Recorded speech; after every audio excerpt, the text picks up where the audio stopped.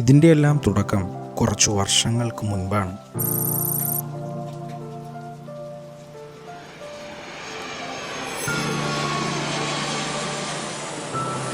തൻ്റെ 15 വർഷത്തെ പ്രവാസ ജീവിതം അവസാനിപ്പിച്ച് കട്ടപ്പന വലിയ തോവാള സ്വദേശിയായി ബിജുമോൻ ആൻ്റണി നാട്ടിലേക്ക് തിരിച്ചു വന്ന സമയമായിരുന്നു അത്.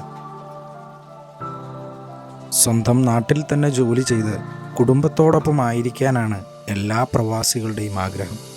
ഇതേ ആഗ്രഹത്തോടെ തന്നെയാണ് ബിജുമോനും നാട്ടിലേക്ക് തിരിച്ചെത്തിയത്. നാട്ടിൽ തിരിച്ചെത്തിയ ബിജുമോനും ഭാര്യ കുഞ്ഞുമോളും ചേർന്ന് വലിയ തോവാള എന്ന അവരുടെ ഗ്രാമത്തിൽ ഒരു സ്റ്റുഡിയോ തുടങ്ങി. ബിജുമോനും കുഞ്ഞുമോളും ക്യാമറയിൽ പകർത്തുന്ന ദൃശ്യങ്ങളുടെ മനോഹാരിതയും അതിനവർ കൊടുക്കുന്ന ആത്മാർത്ഥതയും കൂടിയായപ്പോൾ ഈ കപ്പിൾ ഫോട്ടോഗ്രാഫേഴ്സിൻ്റെ കൊച്ചു സ്റ്റുഡിയോ വളരാൻ തുടങ്ങി.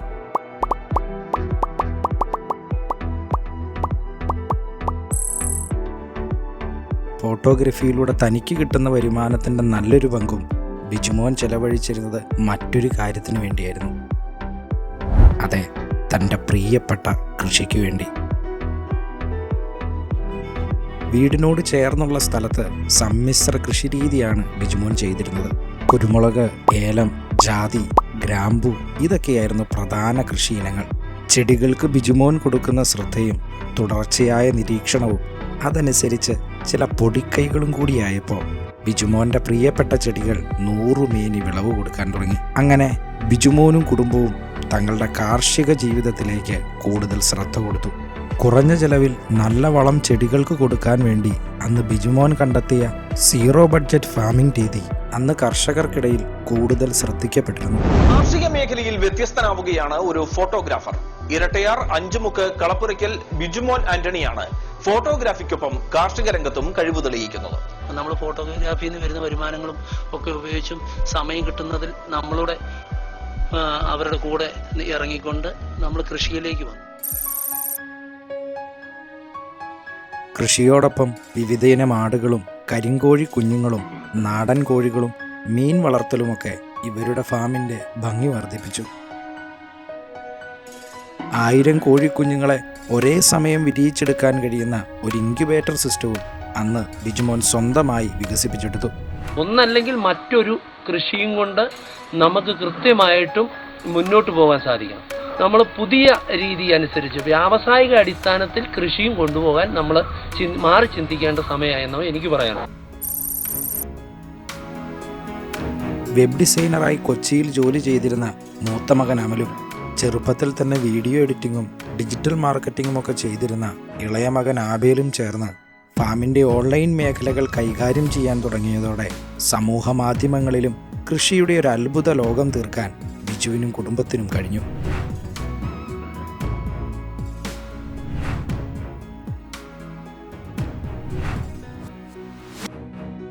അങ്ങനെ 2018 അവസാനമായപ്പോൾ തങ്ങളുടെ ഫാമിൽ എക്സോട്ടിക് ഫ്രൂട്ട്സിൻ്റെ തൈകൾ കൂടി ഉൾപ്പെടുത്താൻ ബിജുവും കുടുംബവും തീരുമാനിച്ചു.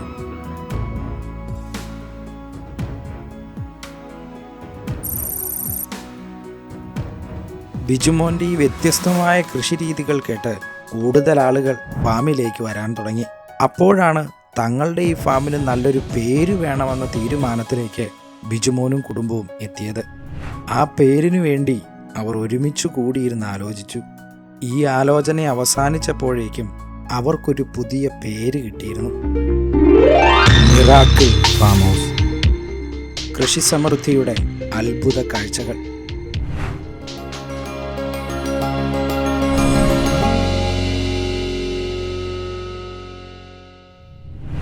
അങ്ങനെ കൃഷി സമൃദ്ധിയുടെ അത്ഭുത കാഴ്ചകൾ അവിടെ ആരംഭിച്ചു. ബിജുമോൻ ആൻ്റണി മിറാക്കിൾ ബിജുവായി.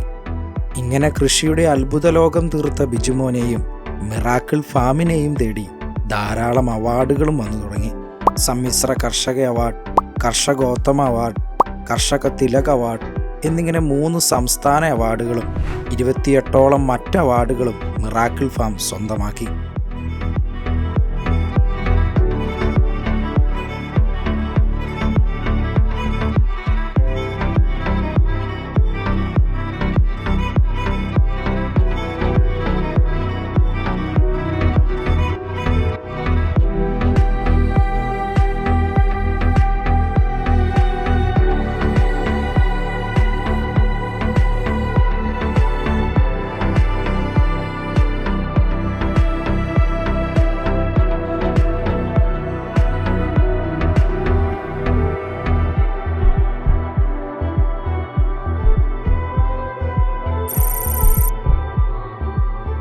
കോവിഡ് മഹാമാരി മൂലം ലോകത്തിൻ്റെ സകല മേഖലകളും താളം തെറ്റിയപ്പോഴും മിറാക്കിൾ ഫാം പിടിച്ചു നിന്നു.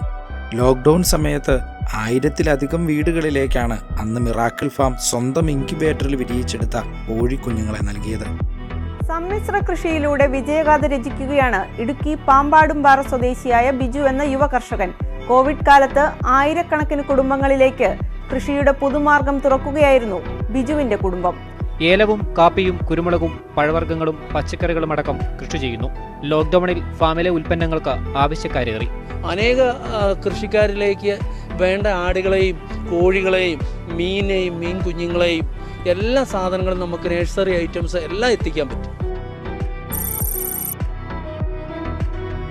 എക്സോട്ടിക് ഫ്രൂട്ട്സിൻ്റെ തൈകൾ തേടി വിവിധ സ്ഥലങ്ങളിൽ നിന്ന് ചെടികളെ സ്നേഹിക്കുന്നവർ മിറാക്കിൾ ഫാമിലേക്ക് വരാൻ തുടങ്ങി. ആ സമയത്ത് അനേകർ പരീക്ഷിച്ച് പരാജയപ്പെട്ടു പോയൊരു കാര്യം ചെയ്യാൻ മിറാക്കിൾ ഫാം തീരുമാനിച്ചു. കേരളത്തിലെ കാലാവസ്ഥയിൽ കായ്ക്കാൻ ഒട്ടും സാധ്യതയില്ലാത്ത എന്നാൽ എല്ലാവർക്കും ഇഷ്ടപ്പെട്ട പഴമായ ആപ്പിളിനെ കേരളത്തിലെ കാലാവസ്ഥയിൽ കായ്പിക്കുക. കാലാവസ്ഥയും പ്രകൃതിയും എല്ലാം എതിരായി നിൽക്കുന്ന ഒരു ലക്ഷ്യം. എന്നാൽ തങ്ങളുടെ കൃത്യമായ പരിചരണവും വേറിട്ട കൃഷിരീതികളും കൊണ്ട് ആ ലക്ഷ്യത്തിലേക്കെത്താൻ മിറാക്കിൾ ഫാമിന് കഴിഞ്ഞു. കേരളത്തിലെ ഈ ചൂടിലും അവർ ആപ്പിൾ കായ്പിച്ചു. ഈ പരീക്ഷണം അവസാനിച്ചപ്പോഴേക്കും ഏത് ചൂടുള്ള കാലാവസ്ഥയിലും കായ്ക്കുന്ന ആപ്പിൾ തൈകൾ മിറാക്കിൾ ഫാം വികസിപ്പിച്ചെടുത്തു. ഇടുക്കി കട്ടപ്പനയിലും ആപ്പിൾ വിളയുമെന്ന് തെളിയിച്ചിരിക്കുകയാണ് അഞ്ചുമുക്ക് സ്വദേശിയായ ബിജുമോൻ ആന്റണി.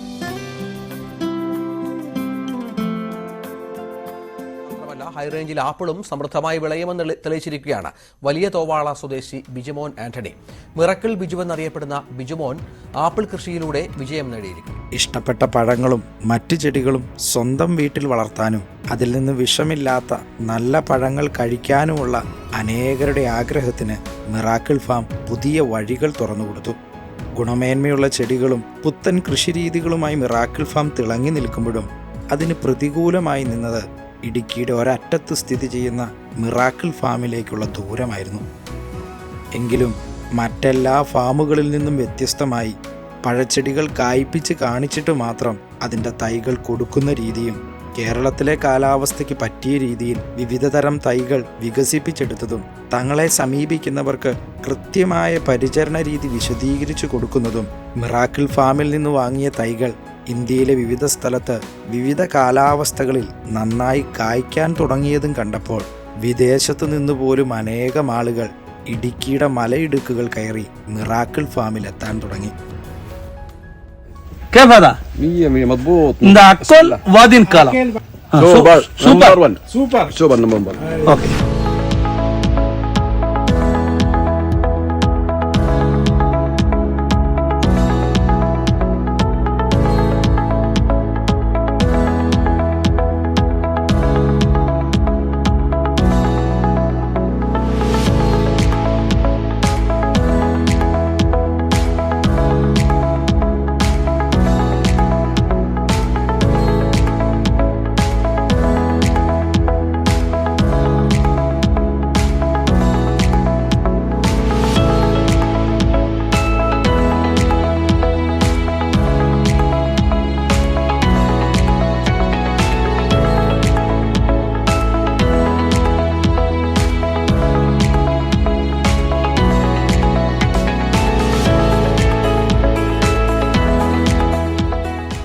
വിദേശ രാജ്യങ്ങളിൽ മാത്രം ചെയ്തിരുന്ന എയർപോർട്ട് കൃഷിരീതി കേരളത്തിൽ ആദ്യമായി അവതരിപ്പിച്ചത് മിറാക്കിൾ ഫാം ആയിരുന്നു.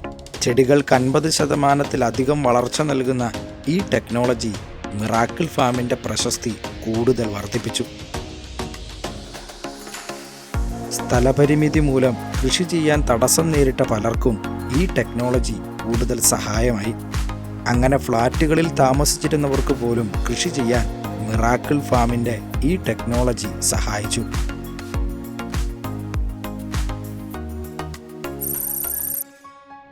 ഇത് ഹൈ റേഞ്ചിലായതുകൊണ്ടാണ് ആപ്പിളൊക്കെ കായ്ക്കുന്നത്.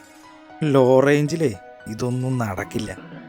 കാശ്മീരിൽ മാത്രം കായ്ച്ചിരുന്ന ആപ്പിൾ ഇന്ന് കേരളത്തിലെ പല സ്ഥലത്ത് കായ്പ്പിച്ചപ്പോഴും മിറാക്കിൾ ഫാമിനെക്കുറിച്ച് പലരും പറഞ്ഞതിങ്ങനെയാണ്: അപ്പോൾ മുതൽ ലോ റേഞ്ചിൽ ഒരു ഫാം തുടങ്ങി അവിടെയും ഇതെല്ലാം കായ്പിച്ച് കാണിക്കണമെന്ന് മിറാക്കിൾ ഫാം തീരുമാനിച്ചിരുന്നു. അങ്ങനെ ലോ റേഞ്ചിൽ ഒരു ഫാം തുടങ്ങാനുള്ള പ്രോജക്റ്റുകൾ മിറാക്കിൾ ഫാം ആരംഭിച്ചു. അതിനായി അവർ തിരഞ്ഞെടുത്തത് കൊച്ചി സേലം ദേശീയപാതയിലെ കറുകുറ്റി എന്ന സ്ഥലമായിരുന്നു. ബിജു മിറാക്കിൾ ഫാം ഹൗസ് കൃഷി സമൃദ്ധിയുടെ അത്ഭുത കാഴ്ചകളിലേക്ക് വീണ്ടും സ്വാഗതം. അപ്പോൾ നമ്മൾ അങ്കമാലി കറുകുറ്റിയിലെത്തിയിരിക്കുകയാണ്. നമ്മുടെ നേഴ്സറി, നമ്മുടെ ഫാം ഹൗസ് ഇവിടെ ആരംഭിക്കുകയാണ്. ഞങ്ങളിത് എനിക്ക് ഇതെങ്ങനെ കിടക്കുന്നതെന്ന് നോക്കിയാൽ മൊത്തം കൊടും കാടാണ്, കാട് പിടിച്ച് കിടക്കുന്ന സ്ഥലം. അപ്പോൾ പതുക്കെ മുന്നോട്ട് പോകാം.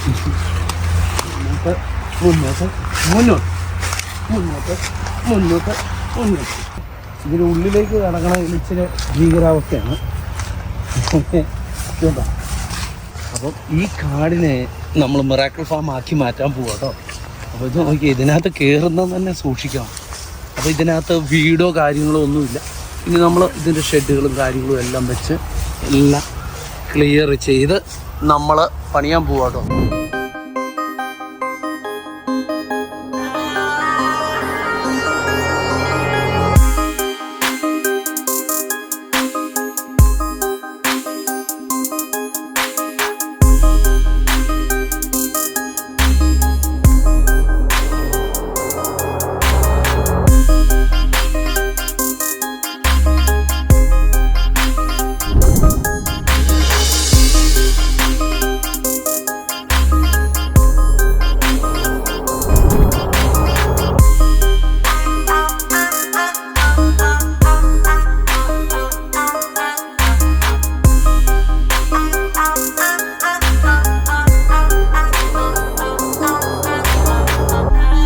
വഴിപോക്കരുടെ ദൃഷ്ടിയിൽ ശൂന്യമായി കിടന്നിരുന്ന വിജനപ്രദേശത്ത് കൃഷി ഇറക്കും.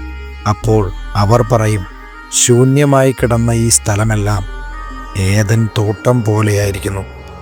അങ്ങനെ 7 മാസത്തെ കഠിനാധ്വാനത്തിന് ശേഷം ദൈവാനുഗ്രഹത്താൽ കറുകുറ്റിയുടെ മണ്ണിൽ ഒരു കൊച്ചേദൻ തോട്ടം ഉയർന്നു.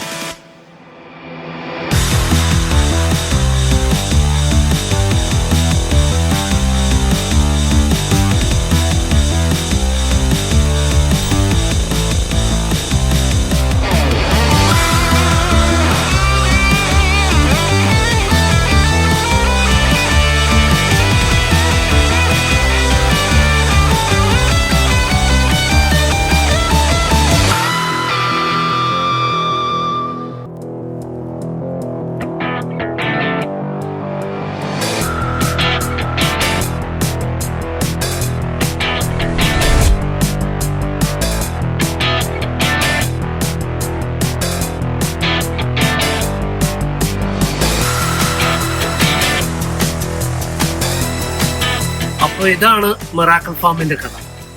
മിറാക്കിൾ ഫാം ഇവിടെ വരെ എത്തിയപ്പോൾ എൻ്റെ കൂടെ ഒരു സ്നേഹിതനെ പോലും എന്ന ഒരു ദൈവം ഉണ്ടായിരുന്നു. പിന്നെ എൻ്റെ വളർച്ചയ്ക്കെല്ലാം പിന്നിൽ ഒരുവൻ.